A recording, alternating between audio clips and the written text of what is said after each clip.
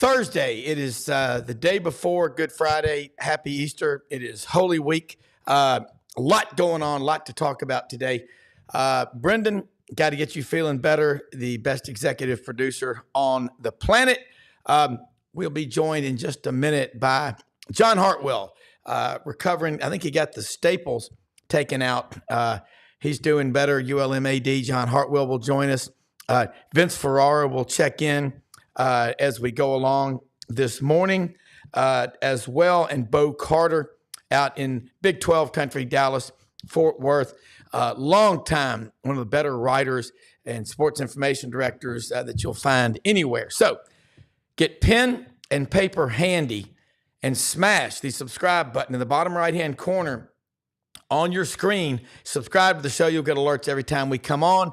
Tell your friends, your family, your neighbors, hey, it's a great day to talk sports, SEC, and college basketball because the Sweet 16 starts tonight. We'll be right back.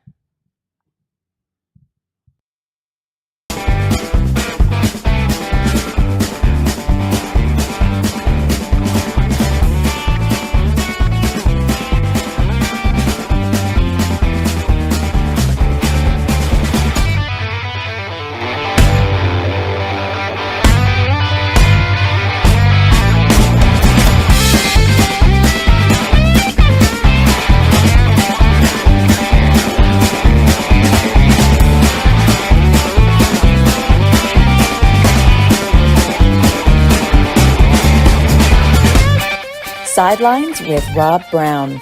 Talk sporty to me.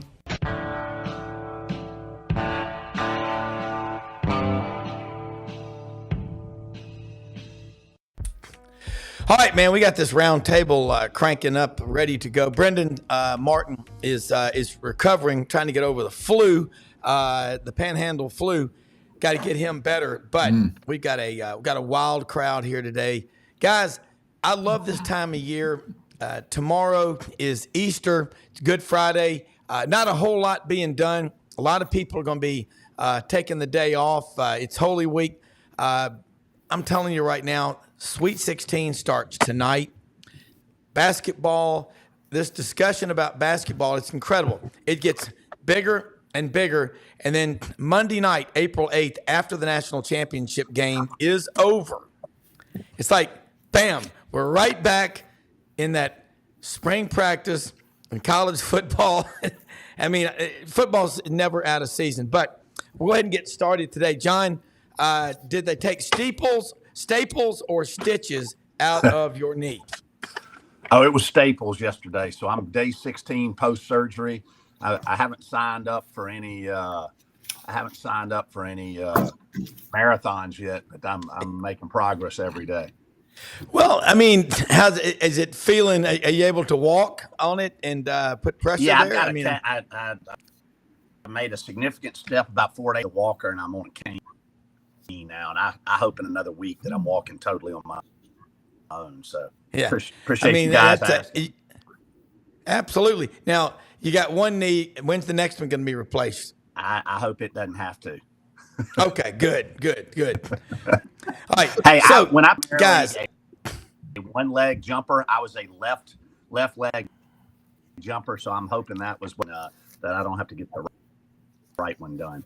And gotcha. And if you talk to anybody, to my Mobile crew, sometimes you talk to any of that Mobile crew, they say one leg jumper. Hell, he was a no less Sunday newspaper under his vertical jump.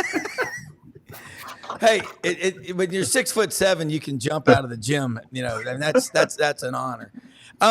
Vince, here we are, Tennessee, closing in Sweet 16. This is an awesome, time of year, and everybody, the narratives are out there. The two SEC teams that are in the Sweet 16, Tennessee has won more SEC basketball championships than anybody, with the exception of the Kentucky Wildcats. After that, it's Alabama, Florida, and Arkansas has won a few since they joined the league, I think 3 back in 92.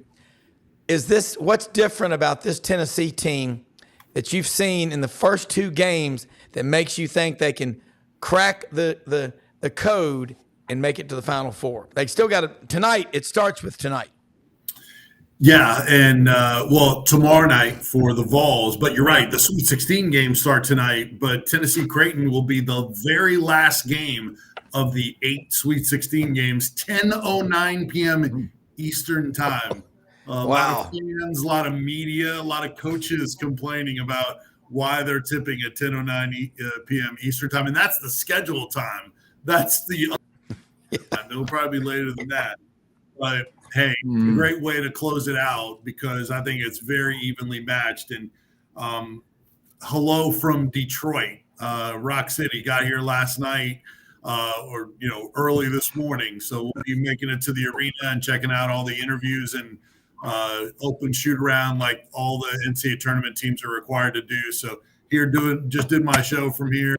We'll be here as long as the Vols are. But to answer your question, Rob, I think it's winning different ways.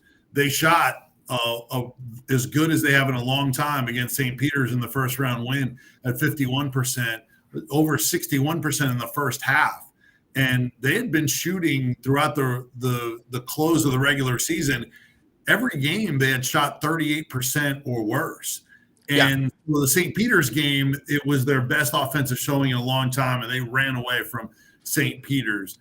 Then it went back to struggling from the field. However, they did something that they did not do in Nashville against Mississippi State, and that's continue to stay dialed in and confident and play well defensively. They didn't let their shooting problems and woes affect them on the defensive end. They turned Texas over 17 times, and they were absolutely under the Longhorns' chin so often and made it tough. They controlled the paint. They did all the winning plays. And then they started out 1 of 21 from three-point range in the Texas game. Yeah. 1 of 21. But they closed 2 of 4, and those were good shots. They weren't shots that were forced in jacking up a bunch of threes. So guess what? At the end, Connect hit a 3, James hit a 3 in that close, and Connect maybe was able to hit his free throws to close out that ball game because he made a 3. So they didn't force it. They still went inside a lot. They missed some bunnies. Just didn't play well offensively, but it was finding a way to win without relying on Connect too much. And while despite not shooting well, that's a positive for them. And then the free throws, which I brought up on your show before, they answered that question, no doubt, as well at the end of that game. Yeah, and Bo Carter, you think about this big stage. He's up in Detroit, the media, and just the setup for that. From your days as an SID at Mississippi State, the public relations part of it, and also being the communications chief in the Southwest Conference, the Big 12, and so many other events. And one thing I noticed, Vince, about Tennessee, just tried to take him out of the game completely, and that allowed other Tennessee players to step up. And we've kind of dialed in on that Tennessee lost to South Carolina 63-59 when Connect had 31 points. The rest of the team had 28 or whatever. It makes them better, Bo Carter. What about the pressure as Tennessee arrives in Detroit City, Rock City? I like that. But they're used to hosting big events. Tennessee, what's the biggest thing? Rick Barnes. I saw that in the private chat, very well, from Hickory, North Carolina. And Mark Ham, cousin Mark up in Knoxville, said he sees him walking in the neighborhood a lot. Said everybody likes Rick Barnes. If he gets to the Final Four, will he put his name in the hat to run for governor of Tennessee? I'm just going to ask now. Yes. He's like Davy Crockett. He went from Texas back to That's a good point. I never thought about that. Davy Crockett. Yeah, reverse. Davy hadn't been, and not Daniel Boone. He was Kentucky, but he passed through to. But Vince, I want to tell you, be careful. Don't go for any long walks in downtown Detroit after like 4 o'clock. I've been warned, Bo, but I appreciate it. I think they invented drive-bys and carjacking in Detroit and East St. Louis. Unless you're walking with Kid Rock, he's on. What, Rod? That's right. Yeah. That's right. Take an entourage with you. but Rob, to your point, I can't wait for it. It's going to be such a great deal. the big news down here, and sorry to digress here, but Texas Women's University women's basketball team is going to the Division II championship Friday. They won a 10 small college USA Gymnastics Championships, softball champ, but they've never won an NCAA championship in 123 years as a school. So wishing Coach Beth Gilson and their crew. They're 33-4, and they're 36 out of 37 in free throws in the last 2 games. So maybe we can get them to coach some of the men's teams. Well, and you talk about free throws, Bo. Men's, women's basketball. John Hartwell, think about this. How many teams? Auburn missed 5 of their last 7 in that game against Yale. And look, officiating, it's what it is. We all know it's always the weather. Doesn't matter what you think. The weatherman's going to tell you what the weather is. There's not a damn thing you can do about it. Now, how you deal with the weather, that's on you. But Chad Baker-Mazara, kind of the him and KD Johnson, the emotional heart and soul of that Auburn team. That's not that kid's fault. I mean, he lost. Look, he should have. I heard Stephen Pearl made a good point. Chad should have fallen down when the guy hit him in the neck and drawn attention, but they didn't do anything about it. But when Chad pushed back, but they still had chances to win that game. Last time I checked, they had 40 minutes to win the game. You as an athletic director, you're a high honor. I mean, again, you came from a great family in Mobile in Baldwin County, most beautiful 32 miles of beaches maybe in America, that in Destin. But how much interaction can a coach have with officials? And also, are coaches, some of them just on the list that they don't like them and they don't like the way their teams play and they're going to go after them? How does that work? You would like to say in the purest form that no, it never happens. that and officials are objective. That But I tell you this, I think the very best officials to make it about the players. Don't make it about being out there showboating as an official. Getting into it with coaches. They really should not be engaged fans with that. The officials, the best officiated game where you don't question a whole lot what's going on with the officials. Now, there is a human element to it, but I'll throw out something controversial here. I was having this conversation with somebody the other day that would like to scrap all replay. I mean, rewind to, we didn't have replay in anything, and that's just a part of it. I mean, but it slowed the pace and progress of getting. Everybody talks about, we got to have a time. We got to do all this stuff. Stop the damn replays. I mean, that's a human element. At the end of the game, you made a great point, Rob. It's not about one missed free throw turnover.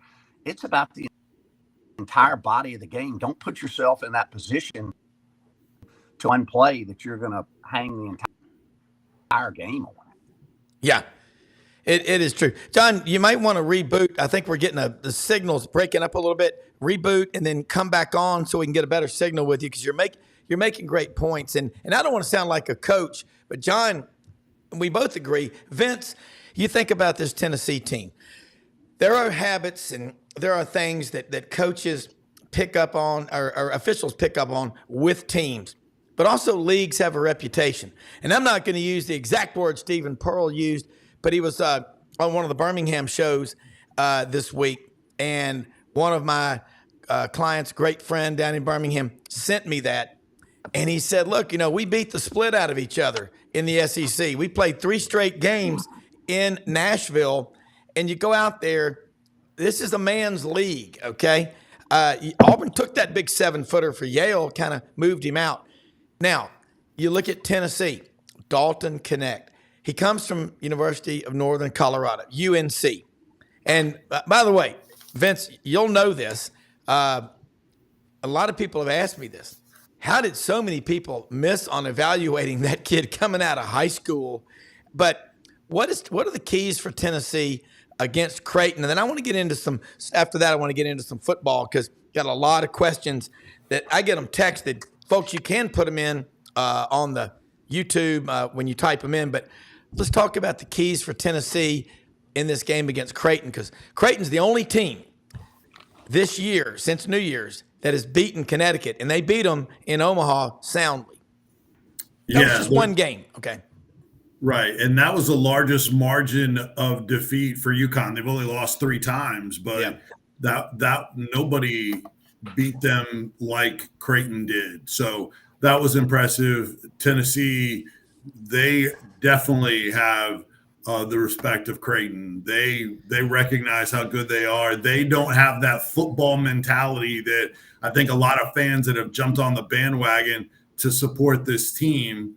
And that's fine, but you can't just look at it and say, well, they don't play football there. They're not a big school, big brand. So, of course, we should beat them. Who are they? Yeah, it's not like that. I mean, they get to the Sweet 16 they've gotten to the Sweet 16 as many times as Tennessee, and they've gone through the last 4 years. So they, with Greg McDermott, they have completely changed their profile. Now they're in a big-time league in the Big East in basketball. So they're legit. Just real quick on a couple of things you had mentioned. I'll get back to your keys. What Stephen Pearl alluded to, that's kind of saying, hey, we ran through a gauntlet in the SEC tournament, didn't help us in the NCAA tournament. Bruce Pearl was kind of alluding to not getting a very good seed and getting sent where they were. We see this very often. If you complain about who you play and your seeding and all this kind of stuff, a lot of times that sends a wrong message to your team, and then you end up losing or getting bounced quickly. So if you don't like it, keep it to yourself and use it as motivation somehow. I wouldn't go public with it. I was going to say, I agree 110%. As fans, you can say whatever you want, but as a coach, it's like you saying, agreeing with your kid they have too much homework, and a damn thing you can do about it except do the homework. Okay, I totally agree with you, and that's what makes me mad. Carry on. Sorry. Yeah, and then one other quick point on the officiating. There's a big discrepancy, and this leads into the one of the keys. It's a big discrepancy on fouls. Tennessee is among the leaders in fouling their opponents in the SEC, whereas Creighton hardly ever fouls. The 2 teams that Creighton beat in the tournament so far, Akron and Oregon, have a combined 11 free throws attempted against Creighton. That's it. Well, in 2 games. Yep. I just did the gazindas here. That's 5.5 a game. Yeah, and Oregon only had 1 at the end of regulation. They almost went the entire regulation without getting to the free throw line 1 time. Creighton doesn't foul, and so if Tennessee fouls and sends Creighton in line, Creighton makes over 80% of their free throws. So they make the ones they get, and they don't send anyone to the line. So that can really be a big differentiation and some extra bonus points, kind of like special teams mismatch in football. And so that is an important part of this. Tennessee cannot foul and send Creighton to the line, especially if they're not aggressive in getting to the line themselves. Another part of it is defending the 3-point line for Creighton. You know that Creighton has shot almost 1,000 3-pointers this year? Rick, 995 is their total. So they jack up about 31-ish 3-point attempts per game. Now they make almost 11 of them. That's still a high volume of them. And several Tennessee coaches, Rick Barnes, assistant Greg Polinsky, assistant Rod Clark, who we have on our show each week, they've made the comparison to Alabama in the way Creighton plays, because they really rely on that 3-point shot, and they like to play with some tempo. They got a lot of multiple 3-point shooters. So that's the closest comp. If you haven't seen Creighton play and you know SEC basketball, that's the closest thing to the style of play for Creighton. And so how Tennessee defends those multiple three-point shooters while still playing what they typically do in the gaps and not allowing those drives to the basket, that's going to be really important in this game. And I think the last thing, I think outside of Dalton Connect, no one has more on their shoulders for Tennessee's success in this game than Jonas Adu, Tennessee's big. Yeah. And with Kalkbrenner, a 7'1" center with size, he's not necessarily super physical, but man, he can score. And they may try to get Jonas Adu in foul trouble. Adu's got to hold his own. They'll need Tobe Awaka, the more physical backup big, to give him really good minutes too and be physical. But Adu cannot get in foul trouble or mismatched. He's got to hold his own and maybe try to get Kalkbrenner in foul trouble. They're not very deep. They only play 7 guys. In fact, they have 3 guys. Here are the minutes for their starters in the NCAA tournament: 89 minutes, 88 minutes, 88 minutes, and 73 minutes for their top 4 players. They had double overtime against Oregon. They don't go very deep, so that's a lot of minutes on their guys. And so Tennessee, if they can get out and run, maybe some of those 3-point shots won't fall late in the game. So that's another key in the ball game is transition points. Yeah, I mean, and when if you shoot a lot of 3-pointers, you've also got to be good at getting rebounds out on the perimeter. Right. John Hartwell, I got to ask you something. I saw this from you about your women's basketball team, SC Builderback. We're going to talk about that. And I also want your thoughts about Greg Sankey and the commissioner of the Big Ten making comments before the tournament started. Maybe we need to take away some bids from some of the lesser big schools. And I don't like that. Okay, far be it from to ever call me a socialist or anything like that. I'm a capitalist. But what makes the tournament so special is our good friend Horatio Alger, not Alger, Alger. My dad, Grandbob is listening right now. It's Alger. We love the underdogs. And again, nothing against Greg Sankey. I've met him a few times, talked to him. He's an amiable chap. But I don't like the direction. You've got 363 schools that are eligible to make March Madness. And a lot of these schools don't even have football teams. That's okay. But I love watching basketball, as Vince Ferarra alluded to, Bose alluded to with West Texas and all. I love watching those games, St. Mary's Gales and Gonzaga and the Mountain West. I love watching all these. The Mountain West got 6 bids this year. So that tells me they play pretty good basketball.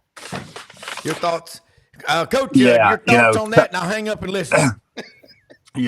Timing is everything. And obviously, Greg got a little bit out over his skis, if you will, in those comments. And he has received a ton of backlash, especially with Oakland's victory over Kentucky and, Yale defeating your Auburn Tigers.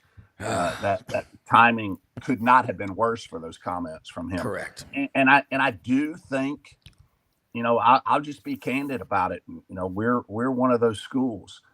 Obviously, the SEC and the Big Ten, no disrespect to the ACC and to the Big 12.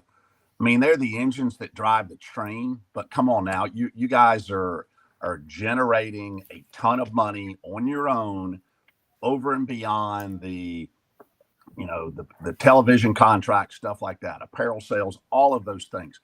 Let's not, all of us are in this together at differing levels, but let's not let greed blow up the whole thing. And I do think that is a very much unified stance from a lot of people in college athletics right now. And I'll say it, not just as an administrator at one of those group of 5 schools, but I'll say it as a general fan too. I think even the fans of some of those institutions in those 2 leagues are saying, come on now, we can't blow this whole thing up. Absolutely. Could the Big Ten and the SEC go and play their own game right now? Yeah, but I promise you, go try to get a television contract for March Madness with those two leagues. It would be good. It wouldn't be great because, like you said, part of the mystique, part of what has made March Madness so great over so many years, was Jim Valvano in the pit and, NC State. When you can go just down the list, San Diego State making the Final Four or the championship game last year.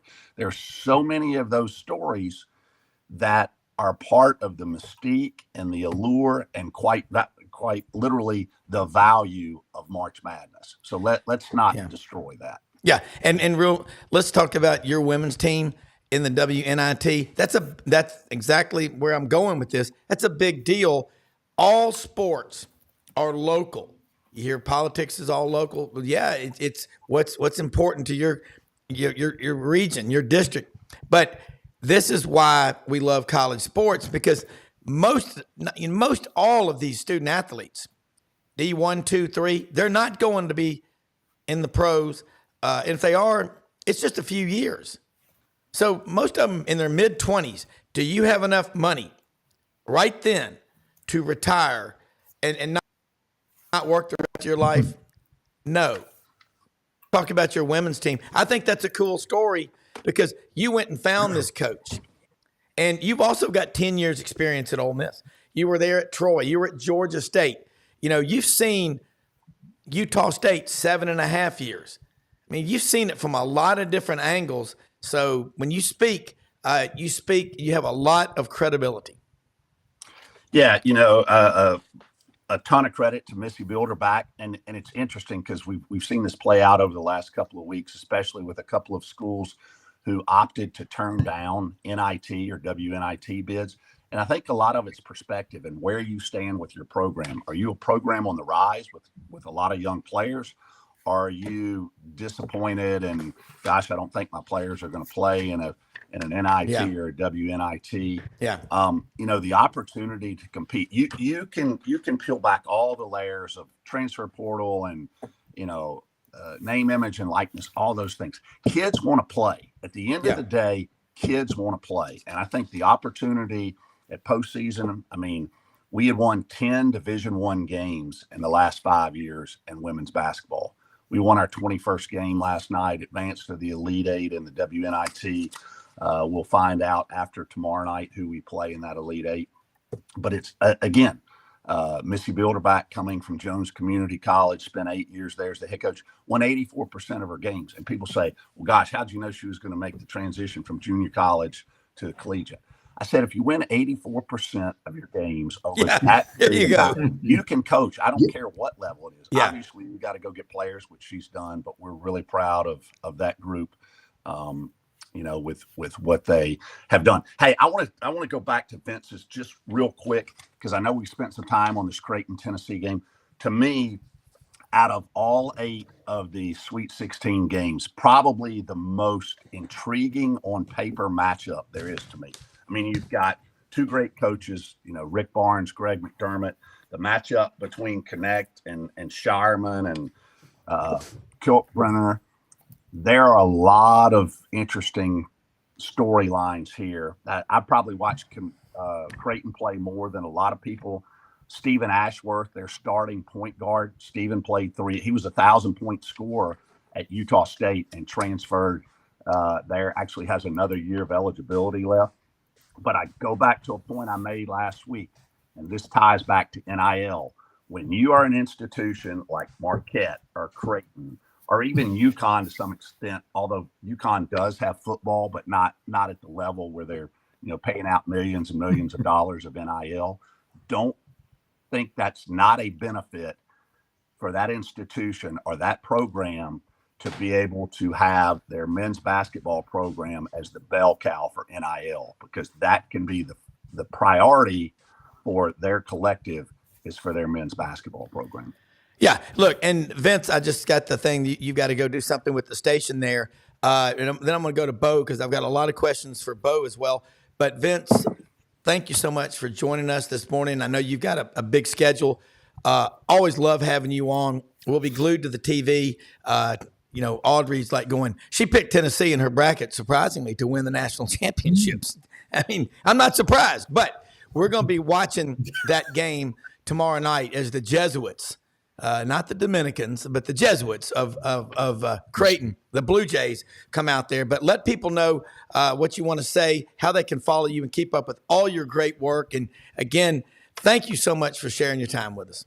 Yeah, appreciate you guys. Always fun to be on with you. And John, Bo, Brendan, really always fun to be on with you guys. And doing the morning show from here this morning and tomorrow, and then doing reports for not only our station, every one of our shows, but our news talk station and our country station as well. So a lot of airtime from here, but lots you of are busy. God, I love it.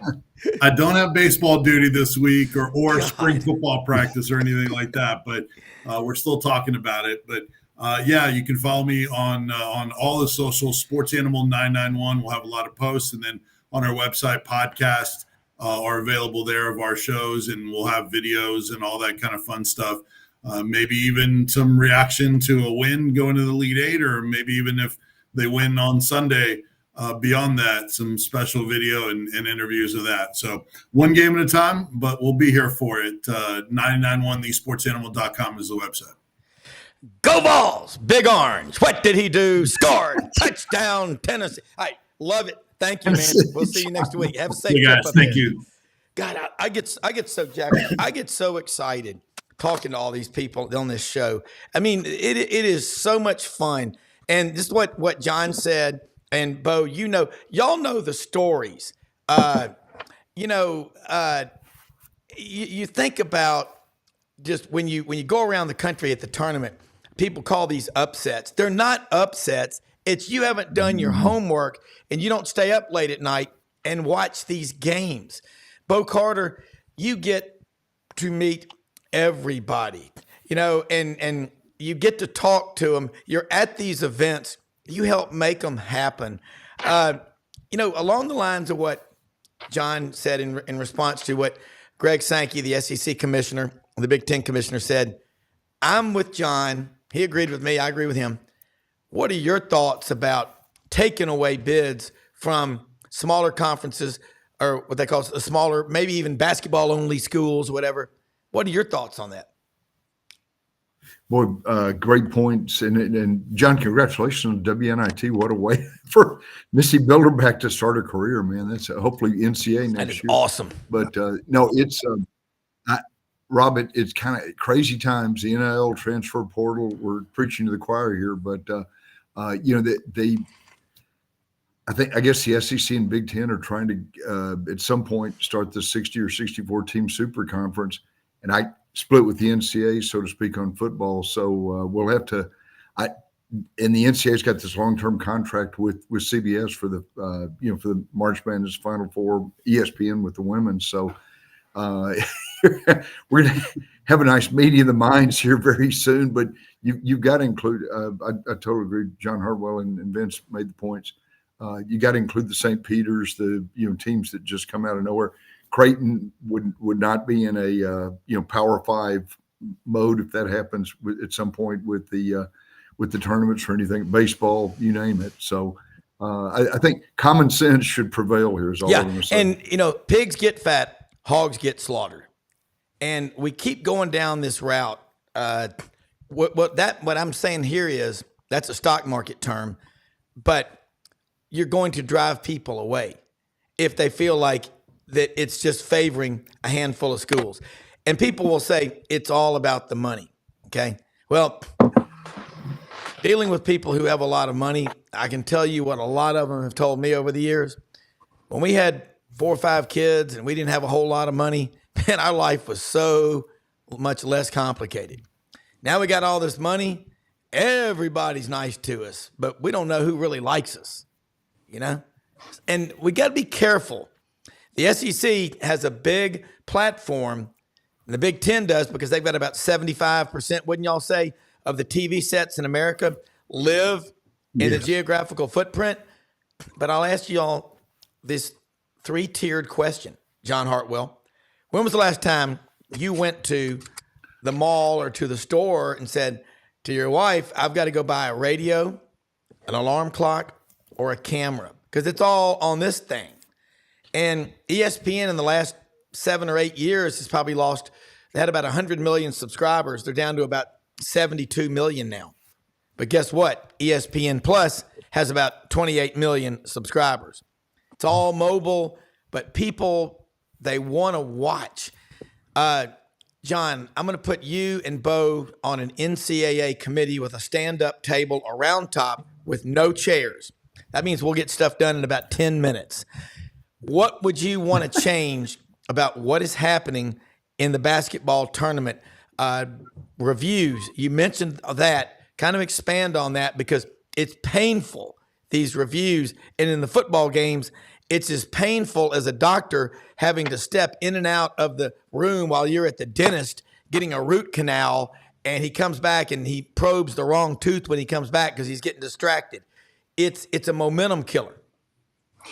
Yeah, it is. And again, I mean, I don't want to harp all over officiating or reviews, but when we're now reviewing, in the final 2 minutes, these reviews of, an out of bounds call and all, you're immediately going to see whoever the call went against, you're going to see them go like that. They want the play reviewed. So that slows things down. You've got, was it a regular foul? Was it a flagrant one? Was it a flagrant two? I mean, there are just so many things that we're stopping play for that just interrupts the flow of the game. And I'm picking on basketball, but it's football, it's baseball reviews, it's, softball. And, the great thing is everybody's got this technology in their facilities now where you can get, every angle there is to see it.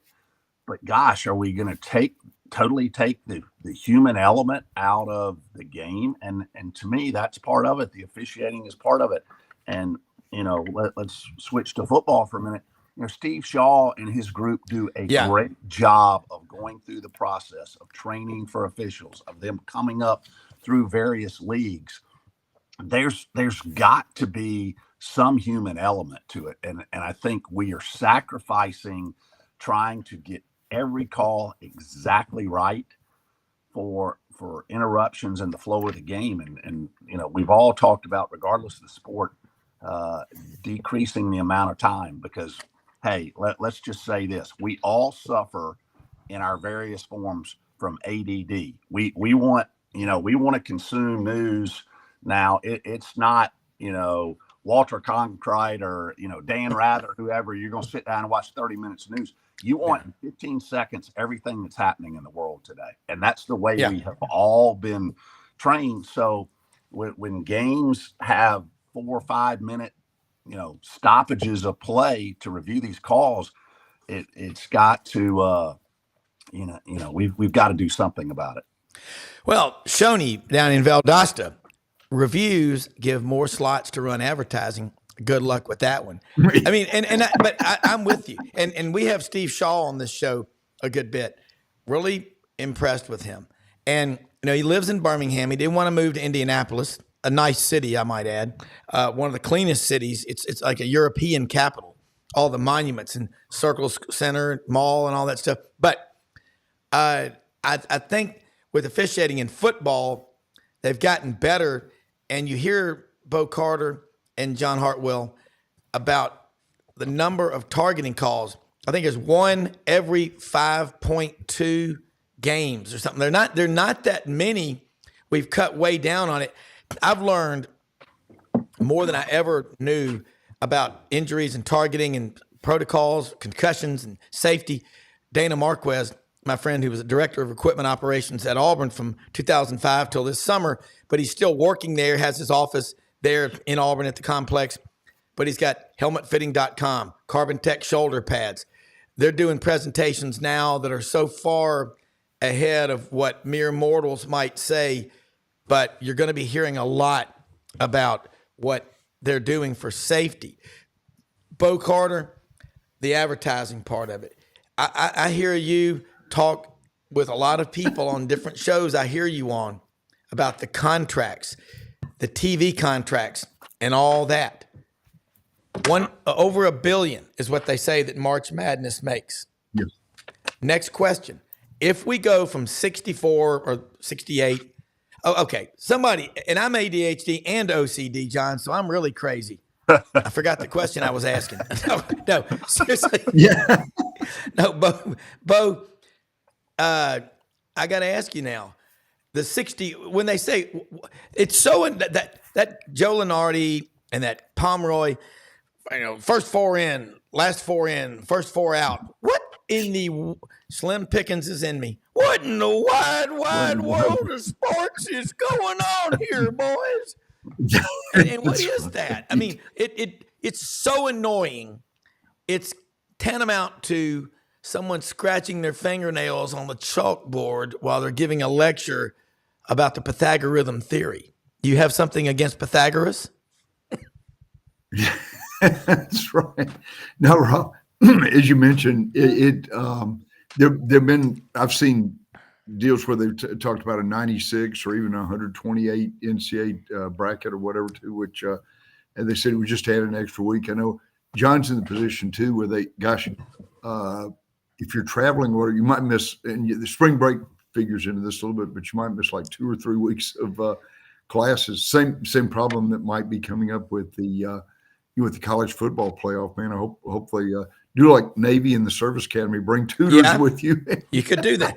We were at a Navy basketball tournament one time, and I actually stumbled into a room, and there were 20 kids or 18 kids in there with uniforms on, with a proctor taking a final exam or whatever during late mid-December at a non-conference basketball tournament. So there's so many moving parts to this thing. It's just I don't know. I hope that Charlie Baker or Greg Sankey, the power brokers, can figure with the advice of John Hartwell, can figure something out. And I'm going to get William Halliday, Billy Ray Valentine, the intern sophomore for the Auburn Plainsman.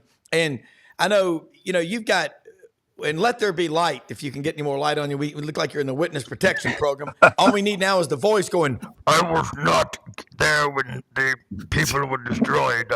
But anyway, William, we're talking about this NCAA tournament. Philip Marshall, great writer, 55 plus years, one of the old Sky writers.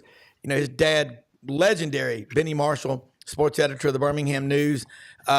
Philip said in one of his columns on Auburn Undercover last week, and I'm going to throw this at you, William. William, that's a guy that you need to go interview and meet. You talk about David Housel and the people I mentioned to you, back booth at Chappie's. Go talk to Philip Marshall. He's one of the finest people. Y'all know him.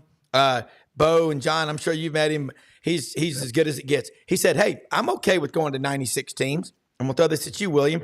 You give the top 32 teams a bye. Let the other 64, hash it out. Then maybe we'll get rid of that annoying first four in, last four in. Just the bubble. Okay. William, what do you think about that? Going to 96 and giving the top 32 a bye. Maybe it adds an extra week. So be it.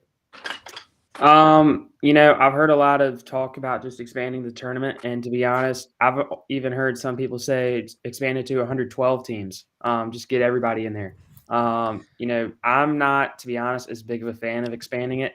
I feel like with the college football playoff, we needed to expand it because, it's only 4 teams, whereas college basketball, you're already getting a ton of teams in there. And I feel like everybody gets their chance. For the teams that didn't get in, I mean, that's just the luck of the draw for me personally. Was there some problems with seating? For sure. And everything else with that. But I don't really have a problem with the tournament and how it's formatted. I know other people do, but I've liked how it's been for the past few years. And you only really just have 3 weeks of college basketball, with March Madness and everything. And that's all I need as a college basketball fan. So. Yeah. Well, how are your brackets holding up? Your final 4 not teams? Great. Okay. That's not great for me, but you know what? My Tennessee Vols are in the Sweet 16. That's what, for me, it's a good thing, but yeah. Well, John Hartwell, you talked about this, the money, over $1 billion is what they make. And I look at brands, the Wall Street Journal guys came out with the branding when it was announced that Texas and OU were coming in to the SEC July of 2021. At that time, Texas had the number one brand at $1,114,000,000. Number 2 was Alabama at $1,008,000,000. Number 3 was Georgia at $972 million. Number 4 was Oklahoma at $938 million, and number 5 was Auburn at $872 million. I'm going to guess that all those brands have gone up. So now we talked about the basketball. Let's switch to football. We're going from 4 to 12. Does that automatically translate to $450 million with a 14 playoff to do the gazindas? 3 times $450 million is $1,350,000,000. That money trickle down economics. Doesn't that trickle down to every school, D1, D2, D3? I mean, is this a good thing? And will it be that much money? Will it be more? Well, here's the interesting component of this, Rob, that a lot of people don't understand. This is, whereas the CFP is kind of its own deal. I mean, all that money stays within football. But the NCAA men's basketball tournament, there are so many offshoots of those dollars. Yes, the 360 Division I schools all get a benefit out of that to some extent.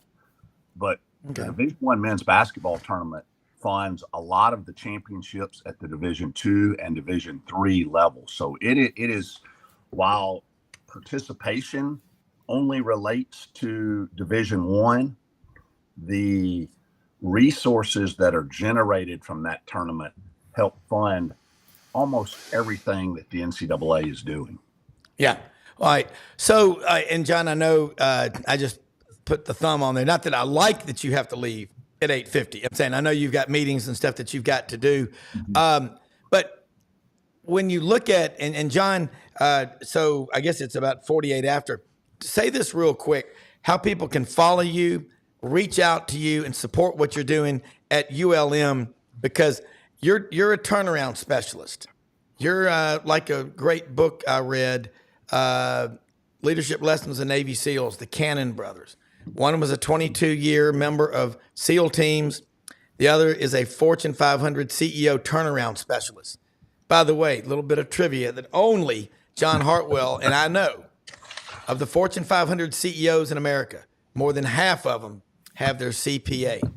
So, John, you're a rare bird, but the Builderback, I love your woman's coach's name, Missy Builderback, but the building job that you're doing there at ULM is a perfect example of, if you get the right person in there who's not afraid and worried about hurting people's feelings, but about getting an ROI. By the way, have you checked out donor advised funds for fundraising? Are you looking at those? Yeah, absolutely. Every avenue to get an angle to help, it's not a secret. There's a clear correlation between investment in and success output in college athletics. And, I knew when I took this job, we were near the bottom of FBS in terms of that, but, doing a great job. Missy, obviously, sports marketing 101, you can do all you want to. Winning puts butts in seats and gets people to open their checkbook too. She's done a great job of that. Our Bryant Vincent, our head football coach, doing a great job. His first spring practices, going on right now. That culminates on April 20th in our spring game there. And so a lot of exciting things going on. We've got the Coastal Carolina Chanticleers coming to town this afternoon, a little 3-game baseball series. And just as a lot of leagues do with Easter being on Sunday, a lot of weekend series that are normally Friday, Saturday, Sunday have been moved up a day. So Thursday, Friday, Saturday. My Twitter handle, you can follow me on Twitter, John_Hartwell, ULMWarhawks.com. I just mentioned one other thing that's really cool. I enjoyed this last night. I get home from our women's basketball, game where we are advancing to the Elite Eight in the WNIT now and turn on ESPN. And I see NIT basketball going on. I see Virginia Commonwealth playing at the University of Utah. And Rob, you know me, I'm not one to boast about accomplishments or things that we've been able to accomplish in my career. But I turn it on and I watch Craig Smith, who's the head coach at the University of Utah, coaching against Ryan Odom, who's the head coach at Virginia Commonwealth, and just think back, was fortunate enough to hire Craig at Utah State. He was there 3 years, advanced to 3 NCAA tournaments. Hire Ryan on the backside of that. He goes to an NIT and to an NCAA tournament. So, people ask me, hey, why do you do what you do? It's things like that reasons why I do what I do. Well, that's why you're so damn good. Love having you on the show. Appreciate it. I know you wish that you could be at Winslow's right now or at Constantine's or maybe down in Orange Beach at Doc's Seafood up off Canal. But that'll be here soon. But, John, before you leave, give me your Final Four and who's going to win this thing. Now, we're going to be talking with you next Thursday. But who do you think is going to come out of this weekend as the 4 best? Hey, here's what I'm gonna do. I'm gonna come down. I'm gonna give you today and tomorrow's who I think, and I do think location matters in a couple of things. Clemson, Arizona. It's in LA. You're gonna have a huge Arizona contingent there. I think Arizona wins that game. UConn, San Diego State, and Boston. That's basically a home game for UConn. UConn wins that. I'm gonna go a little bit out on a limb here. I'm gonna say Alabama beats North Carolina in LA today. And the 4th game of today, I'm going to say Iowa State beats Illinois. And, you talk about really good coaches who you don't hear a ton about. TJ Otzenberger at Iowa State, outstanding coach. God, yes. Let's fast forward to tomorrow real quick. NC State, Marquette. I'll go Marquette. Purdue, Gonzaga. I'll go with the Boilermakers. Duke, Houston. That's going to be a really intriguing game, but it's going to be more of a home game for Houston, going 3 hours up the road to Dallas. I'll go with the Houston Cougars there. And the final game of the night, I know we talked a lot about this. I got to go Creighton Blue Jays over Tennessee. Ooh, that's gonna be tough. All right, and then you're going to be back on next Thursday as we head into Final Four weekend. So lots to talk about. But John, happy Easter, Good Friday, Holy Week. Love having you on here. Glad to see you're recovering well, and always appreciate your input. It's solid gold. Okay. Hey, Rob, Bo, and William, great as always to share the panel with such an esteemed group, and you guys, happy Easter to all of y'all as well. All right, thanks so much. All right, love this panel, and Bo and William. Golly, you think about North Carolina and Alabama playing in LA. I can't help but say it. Lower Alabama. And I mean, I throw it, Bo, Alabama, they throw up a lot of threes. And I'm going to throw it, I'm going to start bouncing this back and forth, sort of rapid fire to you and William.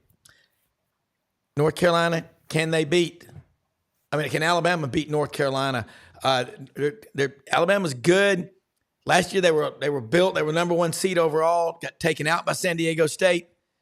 3rd Sweet 16 in the last 4 years. What's going to get them out of this?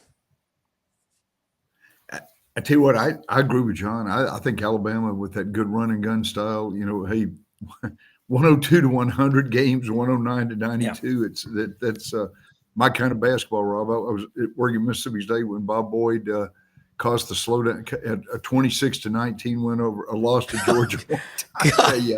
34 to 32 lost to I think Alabama, or he hastened the shot clock development there in the middle 1980s. But you just love it. I mean, when you play that kind of basketball and you've got the talent they do, including Sears, who's from beautiful Muscle Shoals, Alabama, the Quad Cities, one of the academies.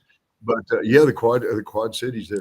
But I think they've got a chance against anybody. And Nate Oates has proven to be one of the more brilliant coaches in college basketball. So I kind of agree with John, although I don't know. I think Tennessee might beat Creighton because they play a little bit better defense, and Rick Barnes is tournament savvy. So we'll see how it all pans out. But I think Alabama's got a great chance against North Carolina. William, let's give your picks. Tennessee, Creighton, and try not to be, I know you grew up a Tennessee fan. You're in Auburn now. And then Alabama and North Carolina. Let's start with Tennessee first. Well, contrary to popular belief, I'm not going with Tennessee in this one, mainly because, yes, they had their bad shooting game last week, so it could kind of switch from last year.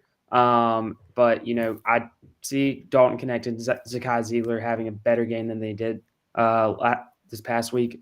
But, Creighton, they have a three-headed monster, starting with their, I think Baylor Shireman is his name, Trey Alexander, and then there's also like the center who's really good, 7'1".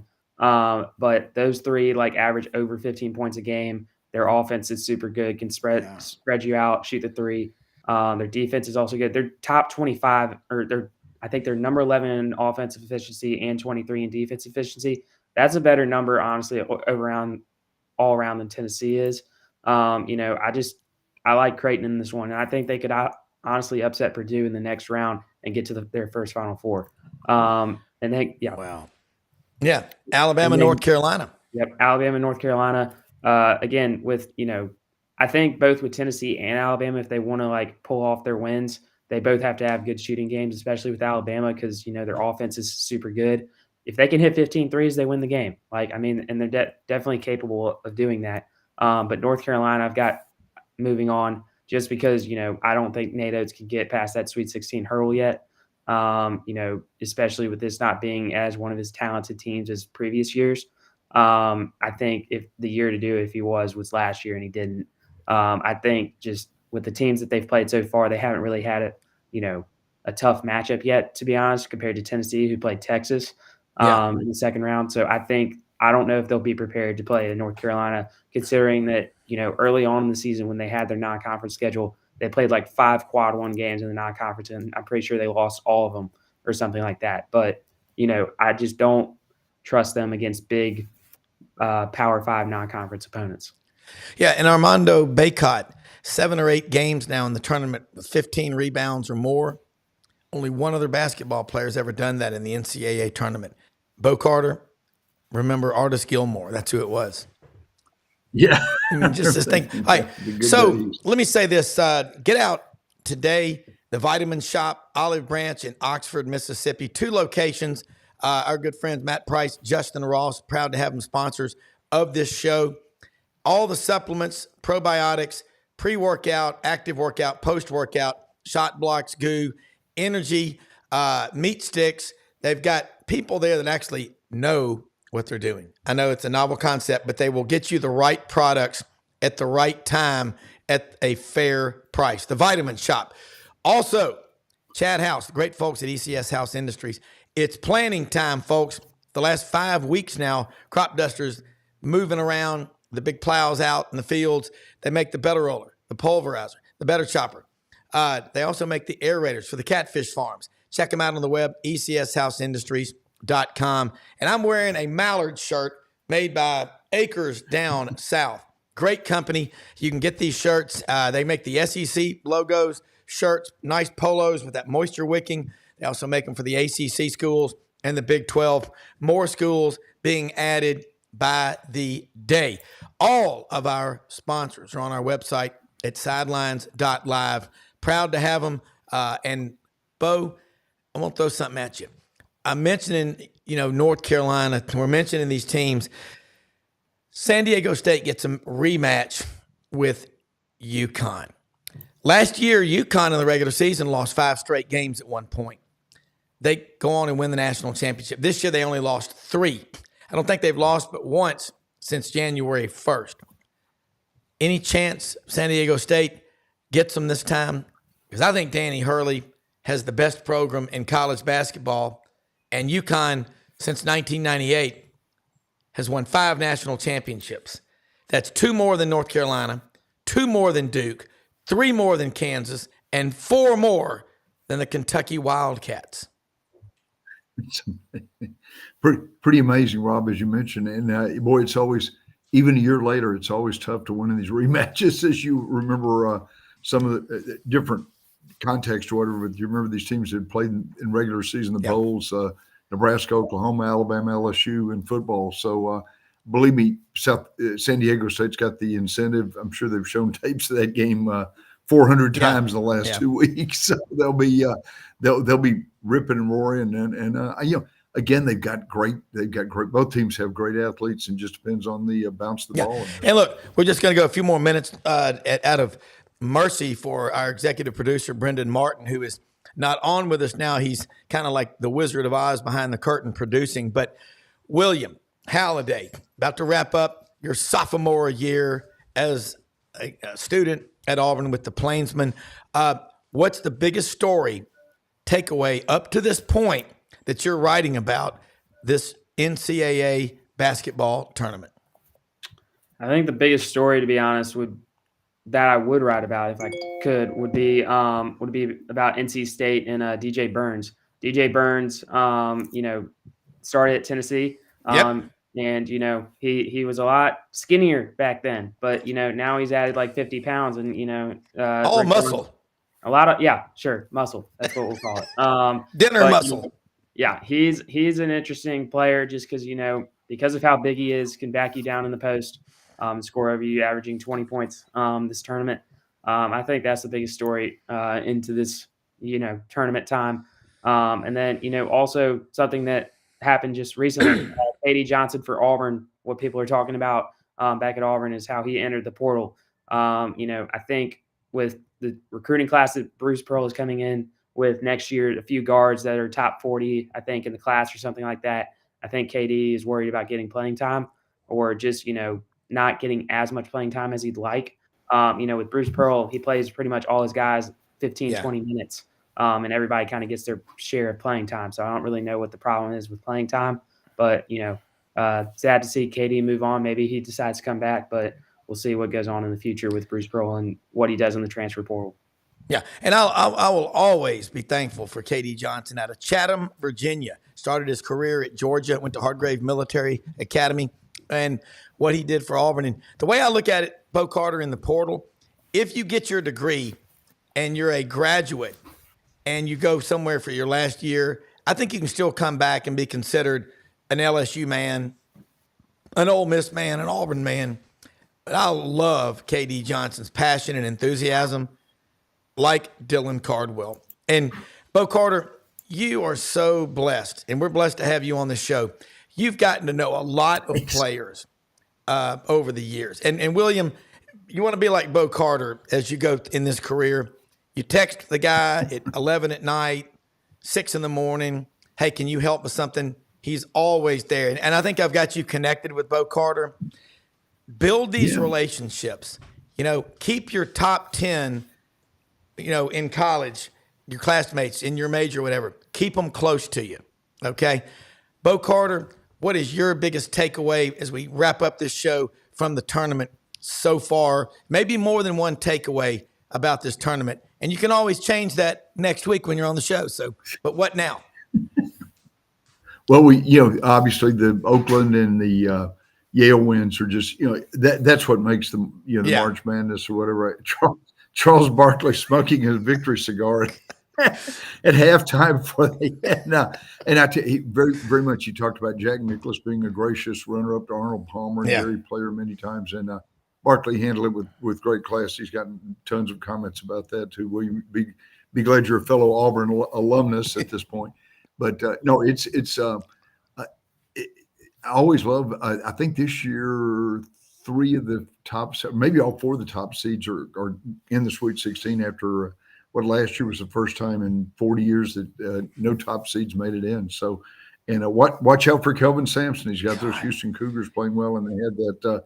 Rob, you might have. I hope you were there. You watched on television. 195 overtime game in an old Southwest Conference matchup with Texas A&M. So it's it's March Madness, and we mentioned March Sadness for it really is, man. But I love this tournament, and William, you're growing so much as a writer. You're getting more comfortable in your role, coming on the show, and you're going to be, every time I like to ask that question, what are your takeaways? What are the stories that you're writing about? And it's, what I find, it's usually not about the number one team. It's about those teams like NC State and like Mr. Burns, the businessman on The Simpsons. Yes, think about that. No, Burns is a taller version of Charles Barkley in a lot of ways. Charles, 6'3 3/4", 315 probably when he was at Auburn. We were there. They listed him at 270, 6'7", I think Charles 270. could jump, though. DJ Yeah, Burns that's could jump. So. Yeah, but Burns is not – I don't think his vertical jump is, is 45 or anything like that. But they're fun to watch, okay? So, look, do yourself a favor, everybody. Do something great for people. It's Holy Week. Tomorrow is Good Friday. We'll be back on tomorrow morning at 8 a.m. For our Good Friday show. A lot of people will be off. But whether you're a Gator, a Tiger, Razorback, whatever, the SEC, we appreciate you being part of SEC Sports Network and SECU. For our executive producer, Brendan Martin, son of Buddy the Magnificent, Bo Carter, John Hartwell, Vince Ferarra, William the Intern Halliday. Remember, make something great happen. We'll see you tomorrow. Smash the subscribe button because we are out of here.